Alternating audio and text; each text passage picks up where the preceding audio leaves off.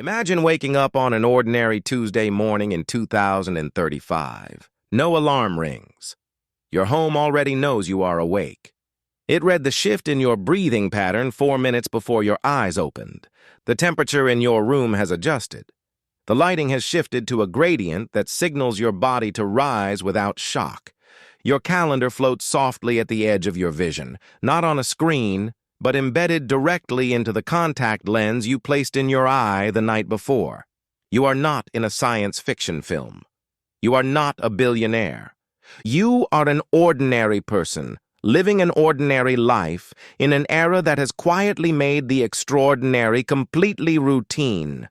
This is not the future that was promised to you. This is the future that is already being built. And by 2035, your daily life, from the moment you wake to the moment you sleep, will be unrecognizable to anyone living today. Between 2025 and 2035, humanity will undergo the most concentrated period of technological transformation in recorded history. Not across a century, not across a generation, across a single decade.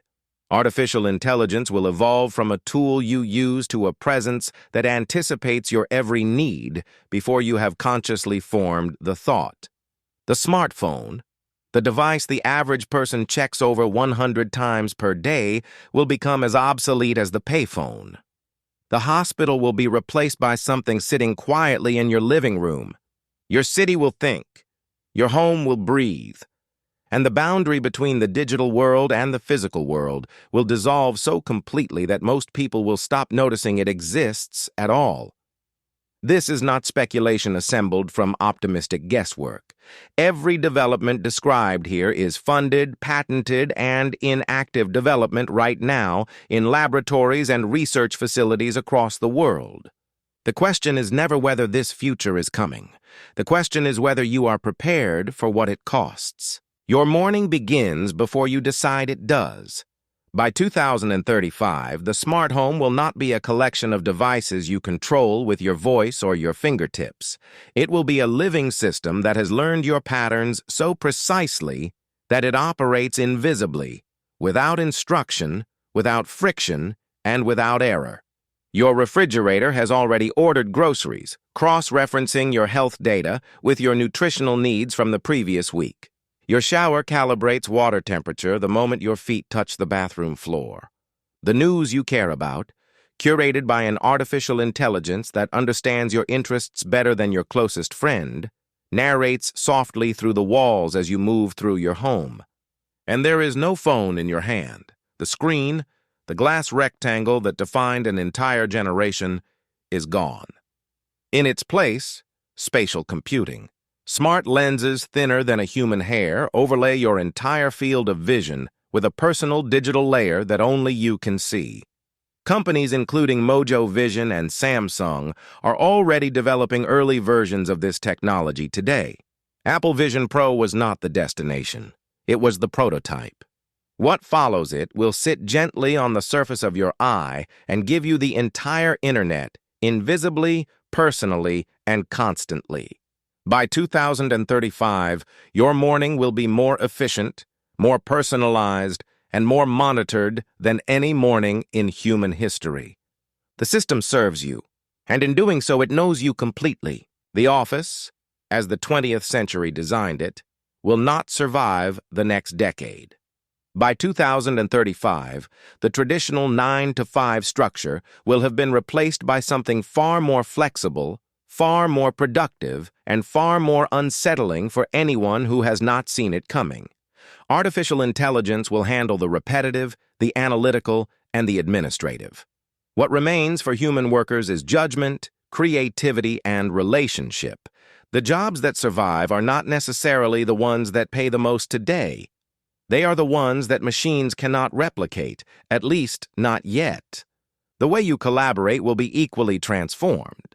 Holoportation, a technology Microsoft has already demonstrated in early form, will allow you to attend a meeting in London, a presentation in Tokyo, and a client call in New York, all from a single room in your own home, as a life-sized, three-dimensional presence sitting at the same table as the people you are meeting. Distance will stop being a barrier to human connection, and in doing so, will make physical presence entirely optional. But here is the question no economist wants to answer out loud. If artificial intelligence handles the majority of knowledge work and holographic presence eliminates the need for physical co-location, what exactly is the office for? And what happens to the hundreds of millions of people whose careers were built on doing the things machines now do better, faster, and without complaint? The future of work is not unemployment. It is reinvention. But reinvention has always carried a cost, and in 2035, that cost will be measured in entire industries that simply no longer exist. In 2035, your body will have a technological partner that the most advanced hospital of today cannot match. Nanobots, machines smaller than a single red blood cell, will circulate through your bloodstream continuously, identifying disease before your immune system registers a threat, repairing cellular damage in real time, and dissolving the biological conditions that currently lead to heart attacks, strokes, and organ failure. Researchers at the Massachusetts Institute of Technology and Harvard Medical School have already demonstrated early-stage nanobot prototypes capable of targeted drug delivery inside living organisms. By 2035, these machines will not simply deliver medicine. They will be the medicine. In your living room, a biopod, a compact, intelligent medical station, will scan your genetic markers, hormone levels, and neural activity in under 3 seconds, cross-referencing everything against a global health database containing the records of billions of people. It will not wait for you to feel sick. It will identify the biochemical signature of disease weeks before a single symptom emerges. Cancer detected at stage 0. Neurological decline flagged before memory loss begins. Cardiovascular risk neutralized before the heart ever strains. And for the first time in human history, organ failure will not be a death sentence. 3-dimensional bioprinting technology will allow medical engineers to print a fully functional kidney, liver, or heart from your own stem cells in under 72 hours.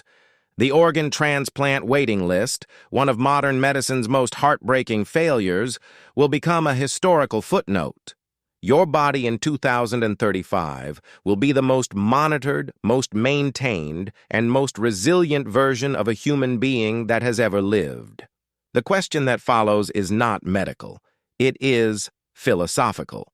When science removes every biological reason for the human body to fail, what exactly does it mean to be mortal? But progress, as it always has, carries a shadow. In a world where your home monitors your breathing, your lens tracks your eye line, your biopod records your biochemistry, and your artificial intelligence assistant has learned your habits, fears, and desires more precisely than any human ever could. The most intimate details of your life exist permanently in data, not temporarily, not privately, permanently. Privacy in 2035 will not be a right. It will be a premium subscription that most people cannot afford. Consider what that means. Every search you think, every door you open, every room you enter, every conversation you have in the presence of a connected surface. All of it, cataloged, cross-referenced, and available to the systems, corporate and governmental, that have been given access to it. In exchange for the extraordinary convenience of a life managed entirely by intelligent technology, humanity will have surrendered the one thing that has never been recoverable once lost: the interior of a private life. The technology is not malicious. It does not arrive with a warning label or a moment of obvious decision. It arrives as a convenience, then a habit, then a dependency, and finally an infrastructure so deeply embedded in daily existence that opting out becomes indistinguishable from disappearing entirely from the world that everyone around you inhabits. This is your life in 2035. A morning that begins before you wake.